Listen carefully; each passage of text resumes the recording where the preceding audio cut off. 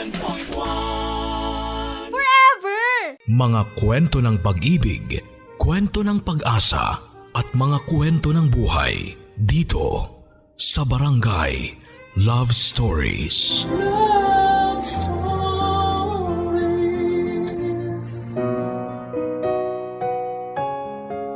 Ang sabi nila, ang lahat ng pagsubok na ibinibigay sa buhay ng tao ay may dahilan. Pero hanggang kailan mo kakayaning pasanin ang pagsubok na yon para lamang mahintay ang sagot sa tanong na ano nga ba ang dahilan para lumaban at patuloy na mabuhay? Dear Papa Dudut, isang magandang araw sa lahat ng mga kapuso at kabarangay na nakikinig ngayon sa inyong programa. Ako nga pala si Dexter, 36 years old at nagtatrabaho sa isang advertising company dito sa Mandaluyong. Sa totoo lang, ngayon pa lamang ay medyo naluluhan na ako habang sinusulat ko ito. At sana ay may share ko ng maayos ang kwento namin ni Aubrey. Papadudot, bago pa lamang ako noon sa kumpanya bilang isang production artist nang makilala ko si Aubrey. Siya ang aming creative director. Sa unang beses pa lamang na pagkikita namin sa opisina niya para ipaalam sa akin ang mga dapat at hindi ko dapat gawin sa oras ng trabaho, ay aminado akong attracted na ako sa kanya. Maganda kasi talaga siya, Papadudot. Matangos ang ilong, makinis ang mukha at singkitin ang kanyang mga mata. Idagdag pa na maganda ang kutis niya at balingkinita ng kanyang katawan. At para mas lalo ninyong ma-imagine kung gaano siya kaganda, ay malaki ang pagkakahawig niya kay Miss Sanya Lopez. Kaya walang lalaki ang hindi hahanga sa unang beses na makita siya. Pero sa kabila ng napakagandang mukha ni Aubrey, ay ang pagiging mataray at suplada niya, Papadudot. Medyo perfectionist siya pagdating sa kanyang trabaho. At sa konting pagkakamali mo lamang ay ipaparamdam niya sa iyo na parang ikaw ang pinakabobong empleyado niya sa opisina. Minsan ko na kasing naranasan na masigawan niya nang nagkamali ako sa trabaho. At paglabas ko nga ng opisina niya, naabutan ko pa ang mga kasamahan ko sa trabaho na nagkakatuwaan at nagpupustahan kung hanggang kailan daw kaya ako tatagal bilang production artist ni Aubrey. Marami na raw kasi ang nag-resign dahil sa ugali niya. At akala ko rin na hindi ako tatagal sa trabaho ko. Pero hindi ko napansin na halos 1 taon na pala ako dito sa kumpanya. Papadudot, sa mga kaopisina ko rin nalaman na si Aubrey ang tipo ng babae na walang alam puntahan kung hindi bahay at trabaho lang. At kahit kailan daw kasi ay hindi siya sumama sa kahit na anong get together na para sa mga empleyado. Wala rin siyang kahit na sinong matatawag na kaibigan o close man lang sa opisina. Siguro nga kasi ay masyado siyang mataray. Siya yung tipo ng boss na kahit konting pagkakamali lang ng isang empleyado ay parang magugunaw na ang mundo sa galit. Hoy Lily, thank you dito sa regalo ah. Kailangan ko talaga nito kasi wala na akong lalagyan ng mga sapatos sa bahay. You're welcome! O ikaw naman, Dexter, sino nabunot mo sa exchange gift natin? Ikaw na lang ang hindi pa nagbibigay ng regalo, ah. Ay, wala siya dito eh. Paanong wala? Halos lahat naman tayong creative team. Nandito na sa pantry. Nauna na nga lang kumain yung iba.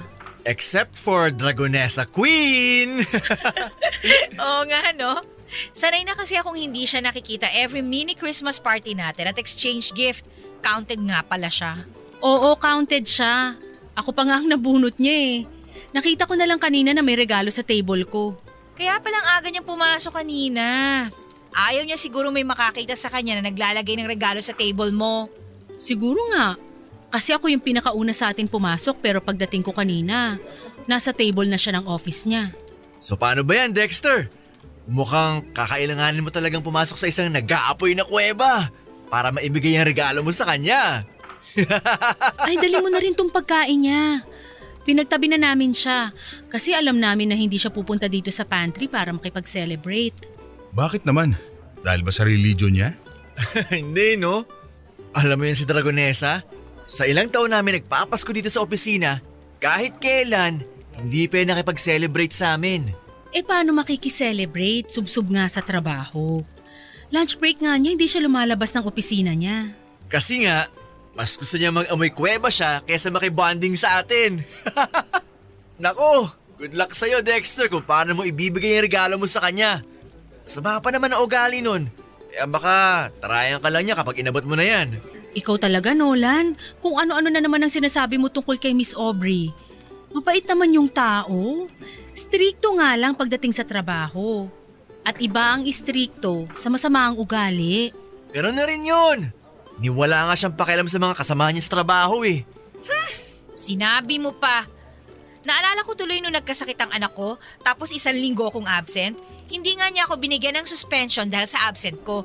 Pero hindi niya rin in-approve ang mga emergency leave request ko.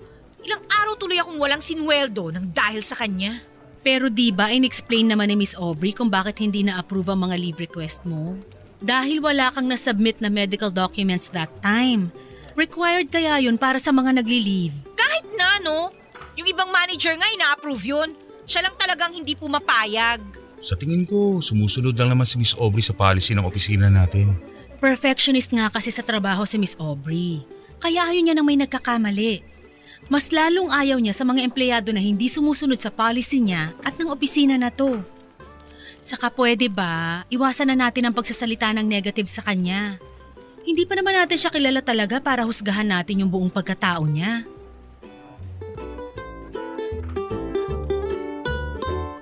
Papadudot, tama naman ang office mate ko na si Lauren sa mga sinabi niya. Istrikta si Aubrey pagdating sa trabaho pero hindi ibig sabihin noon ay masama ng ugali niya. Gusto niya lang na maayos ang mga trabaho namin sa opisina. Lahat ng malamig na pakikitungo niya sa amin at kasungitan niya ay ginagawa niya yon para mas ayusin namin ang kanya-kanyang trabaho. Isa pa ay hindi naman talaga namin siya kilala para husgahan sa kung sino talaga siya. Papadudot natapos ang mini Christmas celebration na walang Aubrey na dumating para makijoin sa amin. Ang sabi ni Lauren ay normal na raw yon. Mas magugulat pa raw sila kapag bigla na lang sumulpot at nakikain si Aubrey. Kagaya ng dati ay nakakulong lamang siya buong maghapon sa opisina niya. Ni hindi ko siya nakitang lumabas para kumuha ng pagkain o inumin. Medyo pinoproblema ko tuloy kung paano ko ibibigay sa kanya ang regalo ko at ang ibinili na pagkain sa akin na para sa kanya. Sa totoo lang, Papadudot, ay natuwa ako ng pangalan niyang nabunot ko para sa exchange gift namin. Kahit noong una ay napapaisip na kagad ako sa kung ano kayang regalo ang ibibigay ko sa kanya at kung paano ko yon iaabot. Pero mas nangibabaw pa rin ang tuwa dahil magkakaroon ako ng dahilan para makausap siya ng hindi related sa trabaho. Sa totoo lang, para kasing ang hirap niya kasing lapitan at kausapin. Lalo na kung hindi trabaho ang pag-uusapan. Kaya naman magkahalong kaba at excitement ang naramdaman ko habang inaabangan ko siyang lumabas ng opisina niya. Kaya lang nang ma-imagine ko na baka tama si Nolan at tarayan niya lang ako kapag binigay ko sa kanyang regalo, ay nag-decide akong ilagay na lang yon ng palihim sa opisina niya. Papadudot, pahapunan nang sa wakas ay magbukas ang pinto ng opisina ni Aubrey at lumabas siya para siguro kumuha ng tubig sa pantry. Saglit akong pumasok sa opisina niya at nilagay ang regalo ko para sa kanya, pati na rin ang pagkain. Nang makabalik ako sa table ko ay medyo nakahinga na ako ng maluwag at muling nakapagtrabaho ng maayos.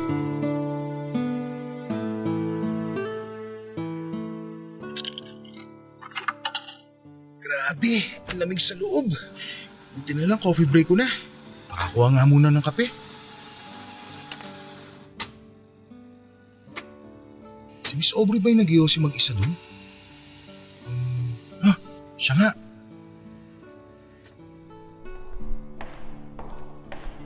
Miss Aubrey, gusto mo ng kape? Hindi, okay lang. Salamat. Ikaw, Yossi, gusto mo? Meron pa akong extra. Hindi po kasi ako nagsisigarilyo eh. Magkakape lang po talaga ako kasi sobrang lamig po doon sa loob ng opisina. Pwede ba wag mo na nga akong pinupo? Mas matanda ka pa kaysa sa akin. Okay, sige. Break time mo ba? Tapos ka na sa trabaho mo sa loob? Oo, hinihintay ko lang yung ipapasa na bagong theme sa akin ni Lauren para sa next project natin. Gagawin ko na rin kagad yung cover design mamaya para makita mo. Buti naman, para hindi tayo palagi naghahabol sa deadline. Ayoko kasi talaga na natatambakan ng trabaho. Sabi nga nila sa loob, 2 weeks ahead daw sila palagi sa deadline na binibigay ng mga client natin. Hindi ko kasi gusto na nasasanay silang pumepetiks-petiks kahit may mga bagay na dapat pang trabahuhin at tapusin. Sa bagay, mas okay naman talaga yun. Para hindi tayo nape-pressure palagi sa deadline. Salamat nga pala dun sa regalo mo. Wala yun. Saan mo pala nabili yun? Tsaka, paano mo nasigurado na wala pa akong kopya nun? Alam mo kasi, ilang taong ko nang hinahanap yung librong yun eh. Nakita ko kasi yung bookshelf mo sa office at yung collection mo ng mga libro. Pareho kasi kayo ng collection ng tita ko eh. Kaya napansin ko na parang kulang ka ng isang title ng book na yon. Talaga? Mahilig din siya magbasa ng novel? Oo, lalo na ng mga romance novel. Actually, kung mapapansin mo nga, medyo luma na yung binigay ko. Hiningi ko lang kasi yun sa kanya. Kaya dinagdagan ko na lang ng imported na tsokolate yung regalo ko sa'yo. Okay lang. Ako nga sobrang hirap na hirap talaga akong hanapin yun eh kasi laging out of stock. Ilang beses na ako nag-request sa mga bookstore pero wala pa rin. Kahit nga sa mga international online shop, hindi siya available. Buti pala yun talagang naisip ko i-regalo. Sa totoo lang medyo nahirapan ako maghanap na ibibigay sa'yo kasi parang halos lahat meron ka na eh. Hindi, no, ano ka ba? Anyway, thank you ulit doon. Na-appreciate ko yung pagiging observant mo sa loob ng opisina ko. Walang anuman. Alam mo, mag-iisang taon na ako dito sa kumpanya pero parang ngayon lang kita nakita ngumiti ng ganyan. Bagay pala talaga sa'yo. Ano bang sinasabi mo dyan? O sige na, babalik na ako sa loob. Huwag ka na magtatagal dyan ha, marami pa tayong trabaho.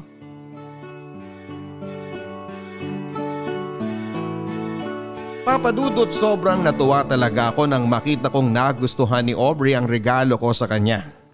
Hindi ko kasi talaga inaasahan yon. Alam ko kasi na may kaya sa buhay si Aubrey, tapos isang lumang libro lang ang ireregalo ko sa kanya. Sinubukan ko rin kasing hanapin yon sa bookstore at online pero wala na akong makitang kopya. Mabuti na lang talaga at pareho sila ng collection ng tita ko at pumayag si tita na hingin ko ang isang libro niya. Sinamahan ko na lang ng mamahaling tsokolate para naman hindi isipin ni Aubrey na tinipid ko ang regalo ko para sa kanya. Pero alam mo, Papa Dudut, kung ano ang mas hindi ko inaasahang makita ng araw na yon. Yung pagngiti niya habang magkausap kaming dalawa. Sa loob ng halos 1 taon na nagtrabaho ako sa advertising company na yon ay ni isang beses ay hindi ko siya nakitang ngumiti ng ganon. Kaya naging sobrang espesyal sa akin ang saglit naming pag-uusap ni Aubrey. Papa Dudut, sa pagpasok ng bagong taon ay napansin ko ang unti-unting pagbabago kay Aubrey. Oo, masungit pa rin siya. Mataray at perfectionist pagdating sa kanyang trabaho. Pero paminsan-minsan ay nagagawa na niyang ngumiti na talaga namang bagay na bagay sa mukha niya. Mas lalo siyang gumaganda at hindi nga nagtagal. Naramdaman ko na mas lalo akong nagkakagusto sa kanya. Hanggang sa ma-realize ko na nai-in-love na ako sa creative director ng company namin. Papadudot, dahil medyo nagiging close na ako sa creative director namin, ay Aubrey na lamang ang tawag ko sa kanya kapag kaming dalawa lang ang magkausap. Madalas din ay magkasama na kami sa coffee break. Doon namin pinagkukwentuhan ang mga bagay na hindi related sa trabaho. Kaya naman nalaman ko na high school pa lamang siya ay ulila na siya sa mga magulang. Wala rin siyang mga kapatid o malapit na kamag-anak na nakasama noon. Mag-isa siyang pinag-aaral at binuhay ang sarili niya habang nakikitira sa ninang niya na matandang dalaga. Mabait naman ang ninang niya dahil pinatuloy siya dito sa bahay, Papa Dudut. Kaya lang noong nasa college na siya ay namatay ito sa sakit sa puso. Kaya kinailangan niyang maghanap ng ibang titirhan. Kumuha siya ng maliit na kwarto. Nagtrabaho bilang service crew sa isang food chain at nag-aral sa gabi. Ganon ang naging routine ng buhay niya hanggang sa nakatapos siya ng college at magkaroon ng maayos na trabaho. At ngayon nga ay may mataas na siyang posisyon sa opisina namin, Papa Dudut. May sarili na siyang bahay na siya lang mag-isa ang nakatira dahil wala na nga siyang malapit na kamag-anak. Yun din ang dahilan kung bakit sanay talaga siya ng walang kasama sa bahay o kahit sa trabaho. Isa rin daw sa mga dahilan kung bakit hindi siya madalas nang ngumingiti ay dahil pakiramdam niya nagiging mahina siya kapag nakikita ng ibang tao na parang mabait siya. Kaya pinapangatawanan na lamang niya ang pagiging isang dragonesa sa loob ng opisina.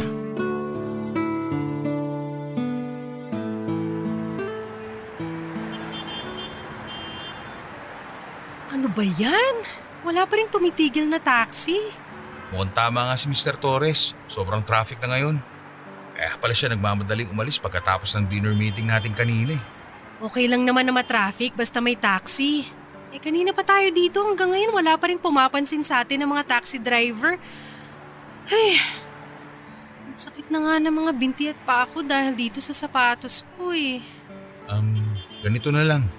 Isang jeep lang yung bahay ng tita ko mula dito. Gusto mo, magpalipas muna tayo ng oras doon? Actually, reunion kasi namin ngayon. Ako lang yung absent sa aming magpipinsan. Ha? Bakit hindi mo sinabi na may kailangan ka palang puntahan? Sana ako na lang ang nakipag-meet kay Mr. Torres kanina. Okay lang. Ayoko naman na mag-isa ka lang humarap sa kanya kaya nagpumilit na rin ako sumama. Saka, maaga ako nagsabi sa kanila na hindi mo na ako makakapunta. Nandun naman yung parents at kapatid ko eh. Kung ganyan na may mga personal ka na lakad, pwede naman magsabi ka para hindi na kita naaabala. Hindi naman kasi ikaw ang dapat nakasama ko ngayon eh, pero nag-extend ka pa ng oras para sa meeting na to. Ay, konti na lang talaga. Ipapasa ko na sa'yo ang korona ng pagiging overtime queen ko sa opisina. Wala pa rin namang tatalo sa'yo. Saka sabi mo nga diba, dapat tinatapos muna ang trabaho bago pumetics. Pero hindi na nga to parte ng trabaho mo at dapat kanina ka pa nakauwi. Trabaho ko na to tsaka ni Nolan. Bakit kasi ngayon pa siya umabsent kung kailan may meeting kami? If I know may hangover lang siya, how irresponsible. Oh, kumukunot na naman yung noo mo. Tama na nga yan. Pagsasamahin mo pa ang bad trip mo sa kanya at dito sa traffic ngayon. Pero ayun nga. Gusto mo bang sumama muna sa bahay ng tita ko ngayon? Malapit lang yun, promise. Ay, hindi na. Okay lang ako dito. Pumunta ka na doon. Dito na lang ako para maghintay ng taxi. Ano ka ba? Hindi naman kita pwedeng iwan dito na mag-isa. Isang jeep lang ang papunta doon sa kanila, kaya doon na lang tayo magpalipas ng rush hour. Hindi ba nakakahiya?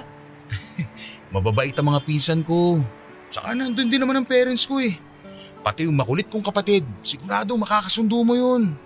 Dati pa nga kita kinukwento sa kanila eh. Teka, ano namang kinukwento mo sa kanila tungkol sa akin? Na boss kita. Saka At saka ano pa? na maganda ka. Sobrang ganda. Ha? Ano yun? Bakit bumubulong ka dyan, Dexter? Wala. Tara na. Punta muna tayo sa tita ko. Tignan mo, oh. Walang galaw ng mga sasakyan. Mahihirapan lang talaga tayo kumuha ng taxi ng ganitong oras. Kaya nga mauna ka na lang na umalis. Pumunta ka na dun sa reunion ng family mo. Okay lang ako dito, promise. Tatawagan or iti-text na lang kita kapag nakasakay na ako ng taxi. Aubrey, I insist. Hindi ako alis dito hanggat hindi ka pa nakakasakay. Ayos lang talaga ako.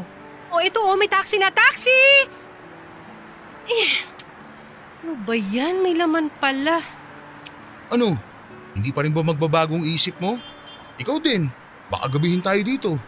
Ayaw na ayaw mo pa namang nasasayang ang oras mo. Kasi naman. Ay, nahihiya lang talaga ako eh. Huwag kang mag-alala. Mababait talaga ang mga pinsan ko sa buong family ko. Kaya sigurado ako na mag-i-enjoy ka ron. Sa tingin mo ba, okay lang talaga sa kanila na pumunta ako? Oo naman. Sabi ko nga 'di ba, matagal ka na nilang gustong makilala ng personal. Saka akong bahala sa'yo kung sakaling gabihin man tayo. Ihatid kita pa uwi. Kaya tara na. Ako na magdadala nitong bag mo.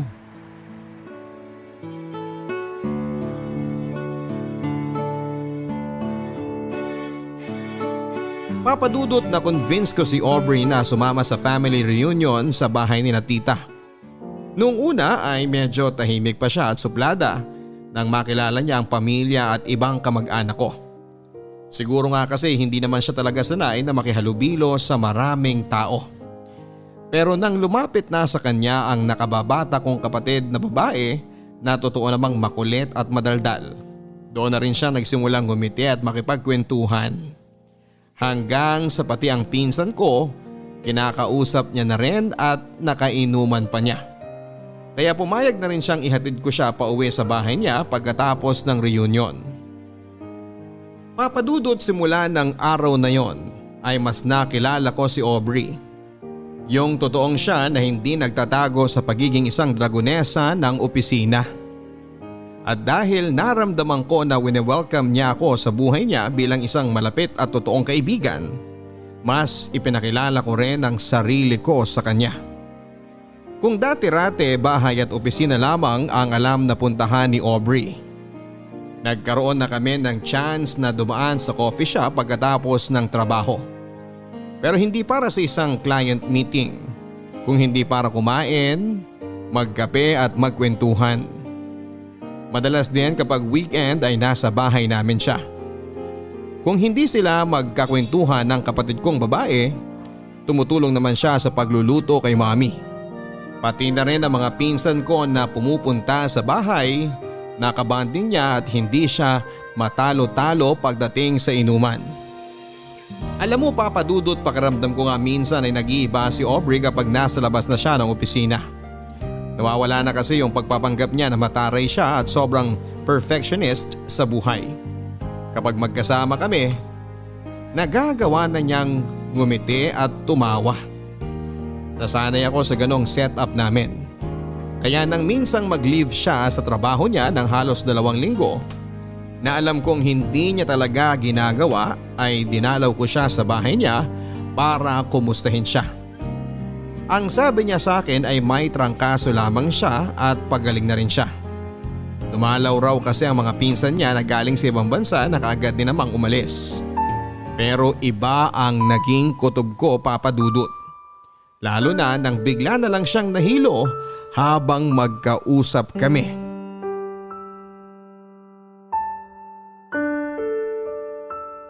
May hindi ka ba sinasabi sa akin, Aubrey? Siyempre wala. Ano namang itatago ko sa'yo? Ilang linggo ka nang wala sa opisina. Akala ko nga may trangkaso ka o sadyang masama lang ang pakiramdam mo. Kaya hindi mo nasasagot ang mga tawag ko. Sinabi ko naman na kanina ang dahilan, di ba? Nagkaroon ako ng bisita dito, umuwi yung mga pinsan ko, at bigla akong tinrangkaso pagkatapos nilang umalis. Ilang beses ko bang kailangang ulitin sa'yo yun? Pero sinabi mo rin sa akin noon na halos wala ka ng kamag-anak na malapit sa'yo. Wala ka nang nakakausap sa kanila. Bakit biglang may mga pinsan ka na darating tapos magagawa pang makitulog dito sa inyo? Hindi ba talaga pwede mangyari yon? Wala ba talagang tao na pwede maging concern sa akin at gusto ko makasama? Hindi naman sa ganun. Kasi kung may totoong tao nag-aalala sa'yo, ako yun. Magtapat ka nga sa akin. May sakit ka ba? Ano bang sinasabi mo? Pwede ba? Itigil na nga natin to pag-uusap na to. Wala akong sakit at wala akong tinatago sa'yo. Bakit ba kasi ang dami mong tanong? Concerned lang ako. Kasi syempre kaibigan mo na ako. Kaya nag-aalala ako sa'yo. Pero wala nga kasi akong tinatago. At wala rin akong dapat sabihin sa'yo. Tsaka sino ka ba? Sino ka ba sa buhay ko para mag-usisa ng kung anong-ano sa akin? Alam kong nasanay ka ng mag-isa. Walang sinasabi ng problema mo o nararamdaman mo. Pero inuulit ko, kaibigan mo ako. Alam mong handa ako makinig kahit ano pa yan. Umuwi ka na lang kaya. Kung ano-anong iniisip at napapansin mo eh. Dahil sigurado ako na may dapat akong malaman. Aubrey, ano ba? Pati ba naman sa akin magtatago ka pa? May ovarian cancer ako. At alam ko na may taning na ang buhay ko. Okay na ba? Masaya ka na sa nalaman mo? Pwede ka na bang umalis? Kailan pa? Bakit mo yung mga sinasabi sa akin to? Dahil hindi naman kailangan. Kaya ko to mag-isa eh. Sanay naman ako na mag-isa eh. Pero pwede mo namang hindi kayanin mag-isa. Kaya nga nandito ako eh. Kasi gusto kong iparamdam sa'yo na hindi lahat ng tao iniiwan ka. Meron pa rin nag-aalala at totoong nagmamalasakit sa'yo. Na hindi ko nga kailangan. Hindi ko kayo kailangan. Wala akong kailangan at kaya kong sarili ko kasi doon naman ako sanay. Bakit ba kasi ang kulit-kulit mo? Kaya ko nga eh. Kaya ko mag-isa.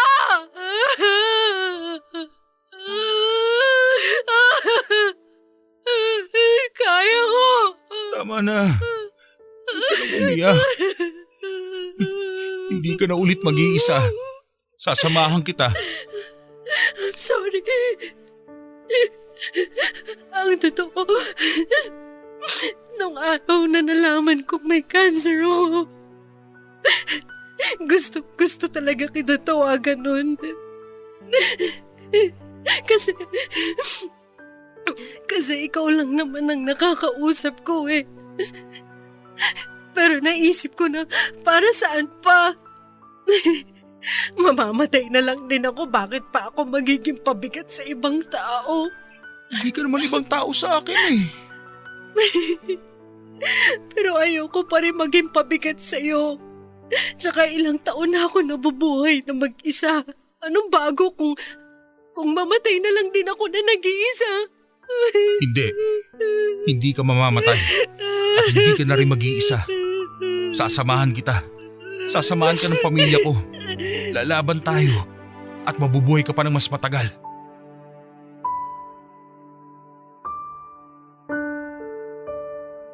Sobra akong nasaktan nang malaman ko ang tungkol sa stage 2 ovarian cancer ni Aubrey, Papa Dudut. Alam ko namang wala namang kaming relasyon ni Aubrey. Pero sobrang espesyal niya na kasi para sa akin. Siguro sa iba, lalo na sa mga kaopisina ko, ay para siyang isang dragon na palaging nag-aapoy sa galit. Pero para sa akin kasi ay hindi nila nakita kung paano umamo at maging malambing ang isang dragon. Sa kabila ng pagiging perfectionist niyang boss, ay may tinatago siyang kabaitan na hindi niya ipinapakita sa lahat. Madalas siyang nagpapabili ng pagkain na para sa mga kaopisina ko kahit na hindi siya nakikihalubilo o kumakain na kasama namin.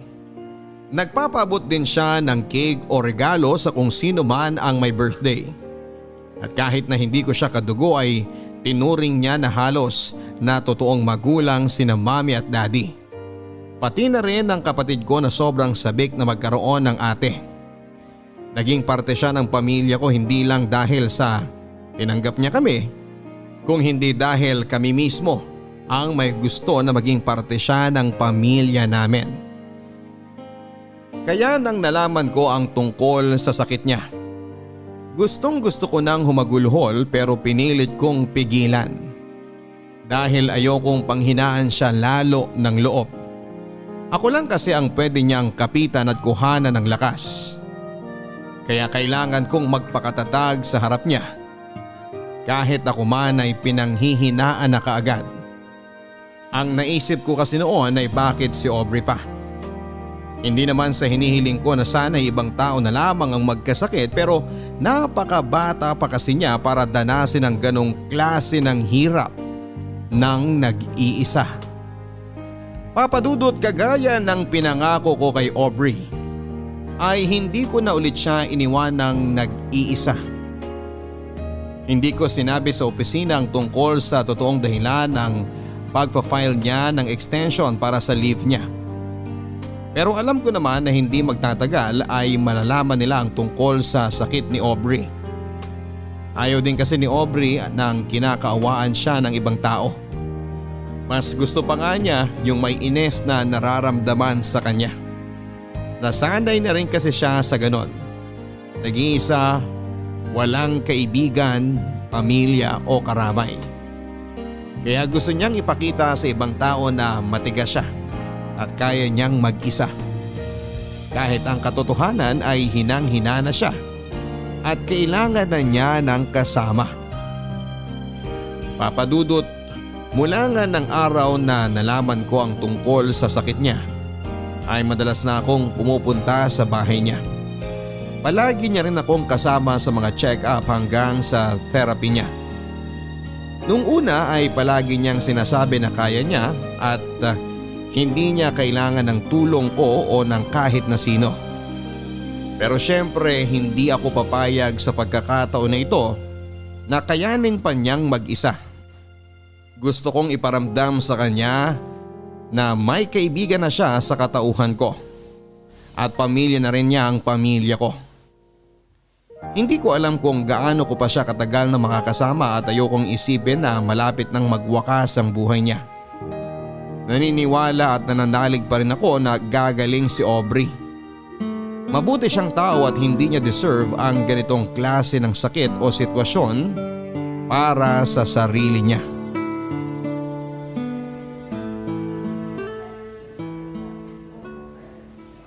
Aubrey, sandali na lang to. 3 pasyente na lang at maasikaso na tayo ng nurse. Mabuti naman kung ganon. Grabe no? Ang daming tao ngayon dito sa ospital kumpara nung isang araw. Oo nga eh, medyo mainit tuloy. Kamusta na pala ang pakiramdam mo? Hindi ka na ba nahihilo? Mas okay na ako ngayon kaysa kanina bago tayo umalis ng bahay. Na halos hindi na ako makatayo. Mabuti naman, pero huwag ka mag-alala. Kapag naasikaso na tayo ng nurse, makakakuha na tayo ng kwarto mo dito sa ospital. Ako na lang ang babalik sa bahay mo mamayang hapon para kunin ang iba mo pang gamit. Pwede naman kasing sa bahay na lang ako eh. Aubrey, kapag nag-start ng therapy mo, hindi naman pwedeng napapagod ka sa biyahe. Kaya ayos na rin to. Hindi naman ako napapagod. Hindi ko lang talaga maiwasan ng mahilo paminsan-minsan. Ang totoo nga niyan, ikaw ang iniisip ko. Bakit naman ako? Lakas-lakas ko. Kasi sinasamahan mo pa ako dito sa ospital bago ka pumasok sa opisina. Lagi ka na lang tuloy nag-half day tapos wala ka na halos matinong tulog at pahinga. Mas malalim na nga yung eye bags mo kaysa sa akin, no? Wala yun. Alam mo namang sanay ako sa puyatan. Dati kaya akong call center agent. Kaya kung puyat at pagod lang din, kayang-kaya ko yun. Saka naka-leave naman ako ngayon. Ayun na nga eh. Naubos na ang leave credits mo nang dahil sa akin. At least nagamit ko, di ba? Alam mo namang hindi ako pala bakasyon. Kaya kung hindi ko gagamitin yun sa pagsama-sama sa'yo, malamang itulog ko lang yun. Baka nga pala pumunta si Mami mamaya para may kasama ka kapag umalis na ako para kunin ang ibang gamit mo sa bahay. Isa pa yan. Sa totoo lang, nahihiya na rin ako sa family mo. Pati sila naaabala ng dahil sa akin. Yung pagluluto ng mami mo ng mga pagkain na pwede ko lang kainin, tsaka yung pagdalo ng kapatid mo sa bahay para masamahan ako kapag nasa opisina ka. Lahat tuloy sila apektado ng sakit ko na to. Ayan ka na naman eh. Sabi ko naman sa'yo, di ba? Si Mami nagsuggest na ipagluto ka ng mga kakainin mo. Saka yung kapatid ko, enjoy na enjoy siya lagi makipagkwentuhan sa'yo. Siya pa nga nag-aalala na baka napapagod ka na raw sa kadaldalan niya eh. Kaya huwag ka na mag-isip ng kung ano-ano, okay? Ito kasi talaga yung ayoko eh. Minsan na nga lang ako mapalapit sa ibang tao. Nagiging pabigat pa ako. Kaya nga pinipilit ko na lang na ilayo ang sarili ko kasi ayokong dumating ang araw na… Shh! Tama na, Aubrey. Hindi ka na iba sa pamilya ko. Nakita mo naman kung paano ka nila tinanggap nung unang beses ka pa lang nilang nakilala, hindi ba? Kaya wag na wag mong iisipin na nagiging pabigat ka sa amin. Thank you, Dexter, ha? Thank you talaga sa inyong lahat.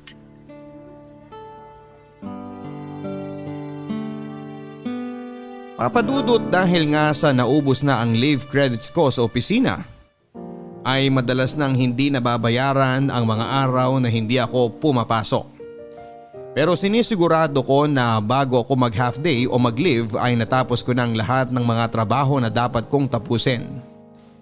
Minsan nga ay dinadala ko na rin ang mga yon sa bahay para lang hindi ako maabutan ng deadline.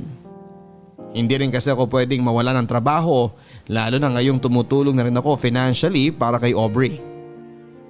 Papadudot kahit paano ay nabawasan ang pagod ni Aubrey sa pila at biyahe nang pumayag na siyang magpa-confine sa ospital para doon na ituloy ang therapy niya.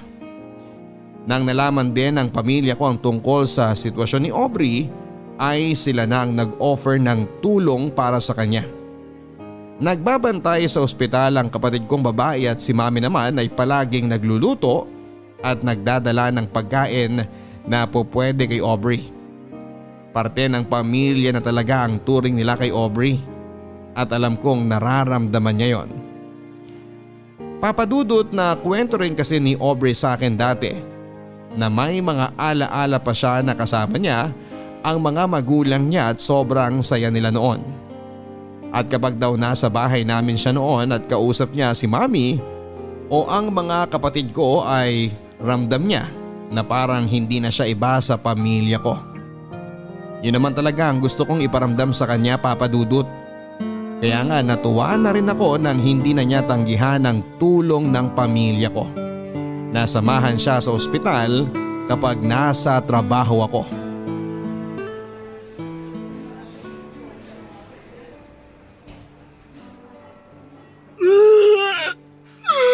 Sige, ilabas mo lang lahat yan. Pagkatapos gagaan na ulit ang pakiramdam mo.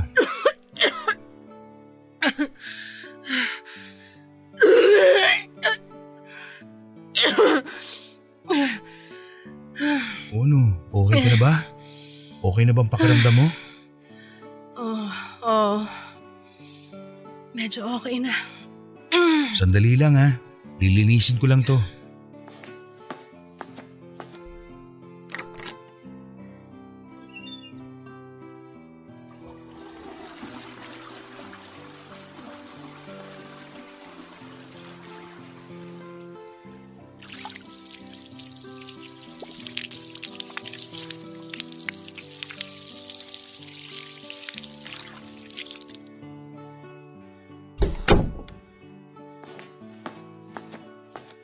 Gusto mo bang matulog muna? Hindi. Ayoko. Para kasing wala na akong ibang ginawa kundi matulog ng matulog. Yun naman kasi ang kailangan ng katawan mo. Pahinga. Nakakapagod din pala magpahinga. Lalo na kapag paulit-ulit. Ang sabihin mo, naninibago ka lang kasi sobrang workaholic mo. Nanggaling nga pala sila mami dito kanina habang tulog ka. Dinalhan ka nila ng prutas. Talaga? Tatawagan ko na lang siguro sila mamaya para makapagpasalamat ako. Oo, siguradong matutuwa sila kapag narinig nila ang boses mo. May gusto ko bang kainin? Ipagbalat kita ng orange o mas gusto mo tumansanas? Kahit yung orange na lang. Sige. Si tita nga pala dapat dadalaw din ng isang araw. Kaya lang nagkasakit si Lola kaya hindi natuloy. Pero lagi niyang sinasabing namimiss ka na raw niya. Yung mga pinsan ko naman nangungulit kung kailan ka raw ba ulit nila makakainuman. Ang sabi ko, magpalakas muna sila ng atay para matalo ka nila. Tapos Gusto ko nang umuwi. Hindi pa pwede, Aubrey. Kaya ko namang bumiyahe pa uwi pagkatapos ng chemotherapy. Pero mas mapapagod ka kapag nag-uwian tayo sa bahay mo. Nakaya ko naman dati, di ba? Mas maaalagaan ka ng mga nurse dito. Kaya kong alagaan ang sarili ko sa bahay. Alam ko naman na kung ano mga dapat kong gawin at hindi ko rin ginagawa ang lahat ng mga bawal. Ayoko lang talaga na magstay pa dito sa ospital. Ayoko na sa kwarto na to. Gusto mo ba ng bagong movies? O bagong books para malibang-libang ka? Pwede ko rin naman sabihan ng kapatid ko na kapag wala siyang pasok, dito na muna siya ulit. Pero baka ikaw naman ang mapagod sa kadaldalan niya. Hindi naman ako naiinip. Hindi rin ako nalulungkot. Pakiramdam ko lang talaga. Kung magtatagal pa ako dito sa kwarto, lalo akong manghihina. Ilang session na lang naman tayo dito. Tapos makakauwi na tayo. Please, Dexter. Gusto ko na talagang umuwi. Ayoko na dito. Ayoko na ng amoy ospital, ng pagkain nila, na maramdaman na may sakit ako. Pero Aubrey, Sa bahay kasi kahit paano nakakakilos pa ako ng normal. Nararamdaman ko na wala akong nilalabanan na sakit. Kakayanin ko. Basta umuwi na tayo. Gusto ko nang umuwi. Ayoko na dito sa ospital. Ayoko nang maramdaman ng paulit-ulit na may sakit ako.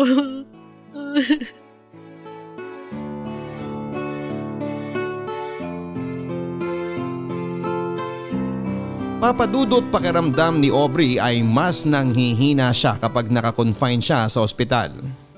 Kahit para sa akin ay mas convenient pa ngayon dahil may 30 minutes din ang biyahe namin tapos ay pipila pa kami. Pero hindi ko na nga napilit pa si Aubrey na magstay kami sa ospital. Papadudot pagkalipas ng 2 araw ay umuwi na kami sa bahay ni Aubrey. Pumupunta na lamang kami sa ospital kapag schedule na ng therapy niya. Matatag si Aubrey at kahit kailan ay hindi niya ako pinakitaan ng kahinaan o pagkapagod.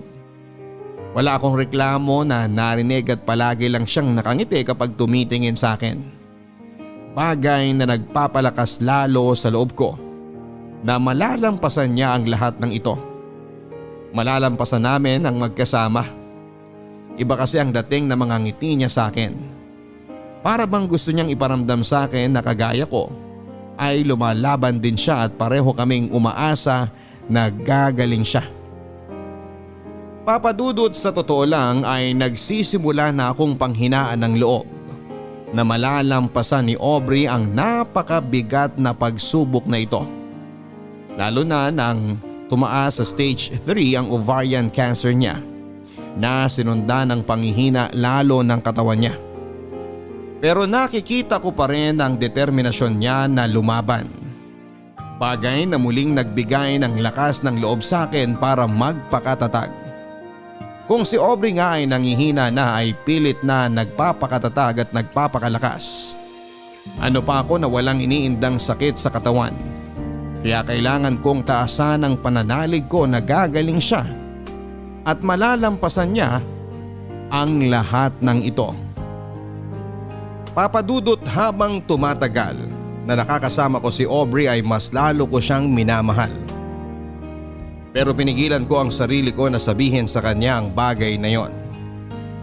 Ayoko kasing isipin niya na baka naaawa lang ako sa kanya. Kaya sa halip na marinig niya sa akin ang tungkol sa nararamdaman ko, ginawa ko na lamang ang lahat para maiparamdam sa kanya kung gaano ko siya kamahal. Inalagaan ko siya, inasikaso at kahit kailan ay hindi iniwan. Kasama ko ang pamilya ko sa pagpaparamdam kay Aubrey na hindi siya nag-iisa at may mga tao na nagmamahal at patuloy na nagmamalasakit sa kanya. Sa paraan na yon, alam ko na magpapakatatag siya at lalaban. Hindi lang para sa sarili niya kundi para na rin sa amin. Papadudot dahil nga sa indefinite leave ni Aubrey sa kanyang trabaho, nalaman na ng mga kaopisina namin ang totoong nangyari sa kanya. Pati na rin ang dahilan kung bakit palagi akong late sa trabaho ko. Half day o naka-leave. Halos lahat sila ay nakisimpatya sa pinagdadaanan ni Aubrey, Papadudot. At dahil nga madalas akong naka-leave without pay sa opisina namin, nagsimula ko na ring magastos ang mga ipon ko. Hindi rin kasi biro ang gastusin para sa therapy at sa mga gamot ni Aubrey. At alam ko na paubos na rin ang savings niya. Kaya hanggang kaya ko ay tutulungan ko siya sa kahit na anong paraan na nalalaman ko. Uuwi ka uli ng maaga, Dexter? oo. Pero natapos ko naman na yung mga design na pinapagawa mo sa akin. Paano Paano mo hindi matatapos madaling araw pa lang yata nandito ka na sa opisina? Yung totoo, natutulog ka pa ba? Oo naman no. We, hindi nga pare. Oo nga. Sa biyahe. Grabe siya! Sa biyahe talaga? Ang sakit kaya sa ulo matulog sa loob ng taxi o kaya sa jeep, no? Naku, sinabi mo pa. Pero yung totoo, Dexter, bakit mo ginagawa yan? Ang alin? Ang lahat ng yan para kay Miss Aubrey. Uy, Dexter, mag-on na ba kayo? Hindi. Magkaibigan lang kami. Wala na kasi siyang ibang pamilya o kamag-anak dito eh. Kaya walang ibang mag-aasikaso sa kanya kung hindi ako na lang. Buti na lang talaga kahit papano nandyan ka. Alam ko namang mabait si Miss Aubrey. May pagkamataray lang talaga. Saka ayaw niya lang talaga ng may nagkakamali sa trabaho lalo na kapag nagiging cause of delay. Totoo yun. Mabait talaga siya. Nasanay lang talaga siya mag-isa at hindi nakikihalubilo sa mga tao. Ay, medyo nagigilty nga ako eh. Ang dami ko kasi naging kapalpakan sa trabaho. Pakiramdam ko tuloy, masyado ko siyang ini-stress nung nandito pa siya sa opisina. Mabait naman kasi talaga si Miss Aubrey. Sadyang mahigpit lang siya pero may pakialam siya sa mga empleyado niya.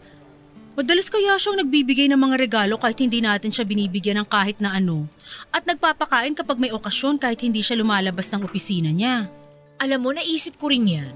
Hindi niya talaga deserve yung mga nangyayari sa kanya ngayon. Ay.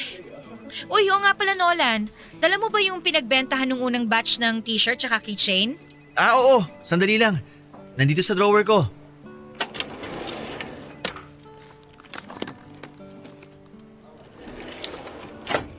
O pare, tanggapin mo to. Oh, para saan tong sobre ng pera? Konting tulong para kay Miss Aubrey. Nitong mga nakaraang buwan kasi, nag-isip kami kung paano kami makakatulong sa kanya. Sa inyong dalawa. At itong naisip naming paraan. Gumawa kami kasi ng fundraising dito sa office. Nagpagawa tsaka nagbenta kami ng mga t-shirt at tsaka keychains. Alam namin na medyo maliit na halaga pa lang yan kumpara sa gastusin niya ngayon. Pero sana makatulong. Malaking tulong na to para sa kanya. Yung pag-aalala niyo pa lang sa kanya at paggawa ng mga ganitong bagay. Sobra-sobra na kayong pasasalamatan ni Aubrey kapag nalaman niya to. Basta pare, kung may iba pa kayong kailangan ni Miss Aubrey na pwede namin maitulong, magsabi ka lang ha. Palaging kasama si Miss Aubrey sa mga dasal namin. Naniniwala kami na malalampasan niya ang lahat ng to. Salamat talaga sa inyo ah. Sobrang laking tulong nitong ginagawa niyo para sa kanya. Para lalong mapalakas ang loob niya. Huwag kayong mag-alala. Makakarating ang lahat ng tulong at mensahe niyo para kay Aubrey. Papadudot, hindi ko inaasahan ang ginawang pag-abot ng tulong ng mga kaopisina ko kay Aubrey. Alam ko naman na nagiging usap-usapan na si Aubrey sa trabaho dahil sa sakit niya. Pero hindi ko alam na gumawa na pala sila ng paraan para makatulong. Akala ko kasi ay wala talaga silang pakialam kay Aubrey. Dahil sa paniniwala nga ng mga ito na masama ang ugali niya. Pero heto sila at nagkaisa na gumawa ng fundraising para makapagbigay ng financial support. Papadudot nang sabihin ko kay Aubrey ang tungkol sa tulong na inabot ng mga kaopisina namin at patuloy na pagbebenta ng mga ito ng t-shirt at keychain para makalikom pa ng pera ay hindi na niya napigilan ang sarili niya na maiyak. Nagigilty daw siya dahil pakiramdam niya ay hindi naging mabuti ang treatment niya sa mga ito. Pero heto sila at nagmamalasakit para sa kanya. Kaya raw kapag nabigyan siya ng isa pang pagkakataon ay babawi siya sa mga ito. Papadudot, sinabi ko naman sa kanya na wala siyang dapat na ipag-alala. Dahil naiintindihan ng mga kaopisina namin na ginawa niya lang ang tama pagdating sa trabaho. At alam ng mga ito kung gaano siya kabuting tao. Hindi niya kailangang bumawi dahil lumaban at gumaling lang siya sa sakit niya ay sapat na yon para masuklian lahat ng tulong na ibinigay ng mga taong nagmamalasakit sa kanya. Nakausap ko yung kapatid mo kanina sa telepono. Ang kulit-kulit pa rin talaga. Kung pwede raw na dito na lang siya sa bahay matulog araw-araw para may kasama siyang manood ng K-drama. Ang sabi ko naman, kapag weekends na lang para pwede siyang magpuyat, diba? Dexter? Okay ka lang? Naririnig mo ba ako? Ha? Oo, okay lang. Bakit naman hindi ako magiging okay? Ano nga yung kinukwento mo? Tungkol kay mami, hindi ba? Ay, tungkol sa kapatid mo, ang sabi ko. Kausap ko siya sa telepono kanina. Oo nga. Sorry. Medyo nabibingi lang ako. Last session na nga pala natin sa chemotherapy mo next week, no? Nag-file na rin ako ng leave for 1 week. Bakit magli-leave ka pa? Wala ka ng leave credits, di ba? Hindi na yan mababayaran ng kumpanya. Kaya dapat pumasok ka na lang noon. Okay lang. Gusto ko kasi sana na mag-celebrate tayo pagkatapos ng last therapy mo. Para saan? Tapos na ang birthday mo ah. Hindi ko rin naman birthday. Walang may birthday. Gusto ko lang na magkaroon ng advance celebration kasi sigurado naman ako na pagkatapos ng last session ng therapy mo, gagaling ka na. Hindi ka pa rin nawawala ng pag-asa. Kahit kailan, hindi naman ako nawala ng pag-asa eh. Araw-araw ka kayang pinagdadasal ni na mami at tita. Pati na rin ang mga kaopisina natin. Saka sinabi ko naman sa'yo, hindi ba? Kahit hindi ako nurse o doktor, alam ko nagagaling ka. Hindi ko na talaga alam kung paano ka papasasalamatan. Kayong lahat, lalo na ang pamilya mo. Buong buhay ko, hindi ko naisip na pwede ko pa palang maranasan to. Pwede pa pala akong magkaroon ng pamilya. Wala ka naman dapat na ipagpasalamat kasi ginusto naming lahat na gawin to. Parte ka na ng pamilya namin. Kaya lahat gagawin namin para sa'yo.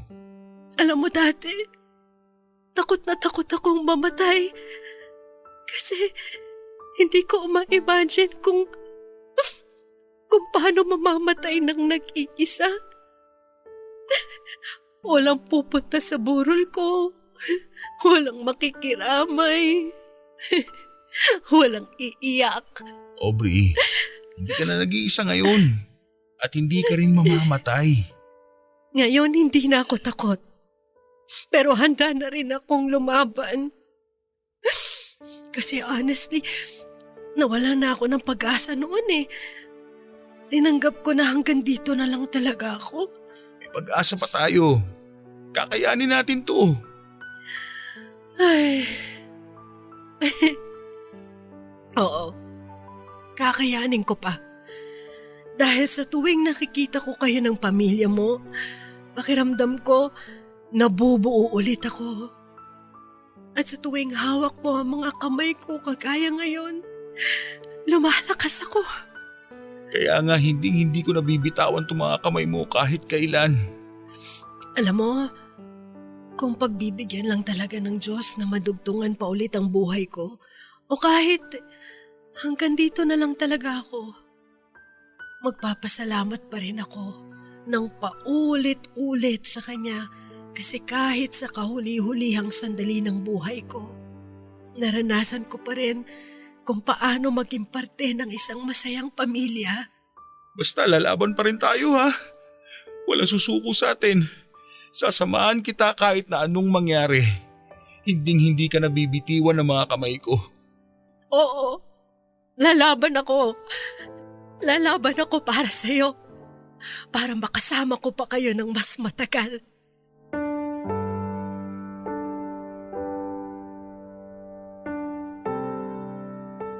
Papadudot umaasa ako na pagkatapos ng last session ng chemo at radiation therapy ni Aubrey ay unti-unti nang babalik ang lahat sa normal.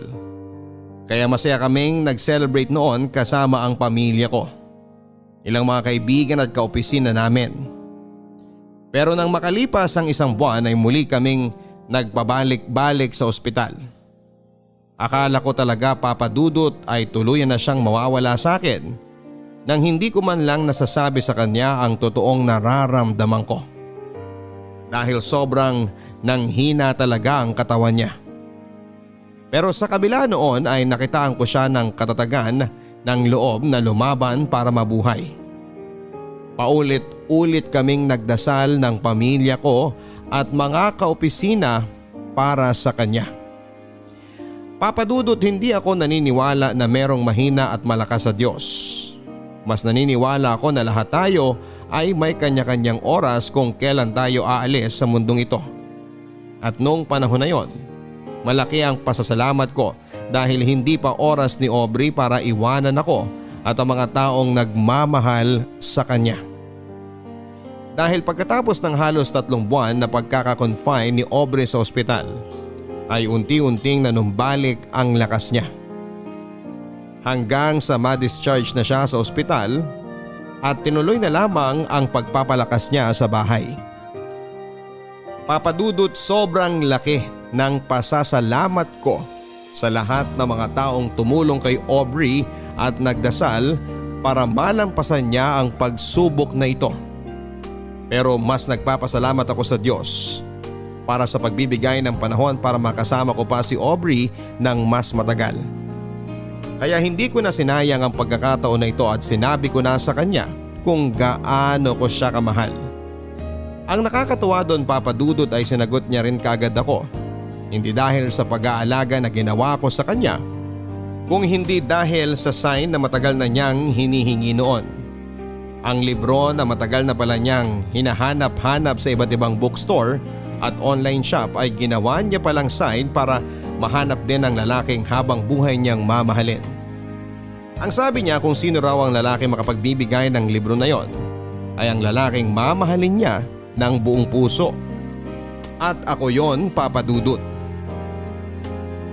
Ako ang lalaking dumating sa buhay niya para ibigay ang libro na yon at ito pa rin ang sign na matagal na niyang hinihintay. Papa Dudut, ngayon nga ay 2 taon na kaming kasal ni Aubrey. Wala pang anak pero masaya kaming mag-asawa. 2 taon na rin siyang isang cancer survivor. Pero hanggang ngayon ay sariwang-sariwa pa rin para sa akin ang mga pagsubok na pinagdaanan niya kasama ako. Sobrang nahirapan man siya noon pero alam ko na may dahilan kung bakit namin yon naranasan. At isa na siguro sa mga dahilan na yon ay para maisulat ko ang kwento naming dalawa sa inyong programa. Papa Dudut, dito ko na po tinatapos ang sulat na ito at sana kahit papaano ay nabigyan ni Aubrey ng inspirasyon na magpatuloy na maging matatag ang lahat ng mga taong nakikipaglaban sa sakit na cancer. Huwag tayong mawawala ng pag-asa at pananalig sa Diyos dahil hindi niya tayo bibigyan ng pagsubok na alam niyang hindi natin kakayanin. Maraming salamat sa pagpili at pagbasa ng sulat ko, Papa Dudut. More power and God bless sa inyong lahat na bumubuo ng programang ito. At pati na rin sa ating mga kabarangay na nakikinig ngayon. Ang inyong kabarangay at kapuso forever, Dexter. Mga kwento ng pag-ibig, kwento ng pag-asa at mga kwento ng buhay dito sa Barangay Love Stories. Love Stories. Forever! Forever! Forever.